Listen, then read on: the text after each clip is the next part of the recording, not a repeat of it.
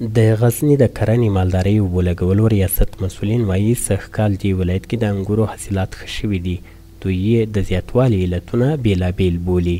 لکه څرنګه چې تاسو ته بهتره معلومه ده، سږکال هم خوشبختانه دغه کوم ورښتونه چې په غزني کې سوي دي او نور مختلف عوامل دي، خوشبختانه ویلی شو چې زموږ حاصلات په مجموع کې د میوه‌جاتو او سبزیجات په غزني ولایت کې زیات شوي دي، چې همدارنګه په هغې بخش کې انګور هم شامل دي.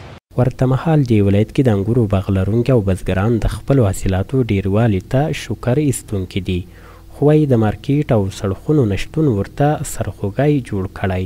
او شکر بیخي سږکال حاصلات بیخي ښه دي. انګور ستا پکې ښه انګور دي په یو ښایسته چې بازار نه لري. موږ یې دلته خرڅه کوو، خرڅوی دلته په 100 روپۍ دغسې پورته نه کیږي. برای دولت خواهش داریم که میره یک بازار از جور کنه، قد یک دولت قرارداد کنه که می میوه بروشه مردم افغانستان زندگی خود به می بچرخانه. بازار موندنې په رابطه باندې موږ کوشش کوو چې دلته دغه میوه‌جاتو لپاره سردخانې جوړې سي، تر څو وکولی شو کوم مازاد محصولات چې دلته په غزني کې دي هغه په سردخانو کې ذخیره سي، او تر څو هغه وخت چې بازار مناسب ورته وي، تر څو وکولی شو چې په مناسب قیمت د محصولات خرڅ.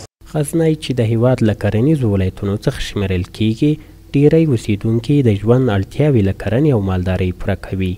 د کرنې ریاست مسؤلین وایي چې د کرنې او مالدارۍ عصري کول یې په لومړیتوبونو کې دي.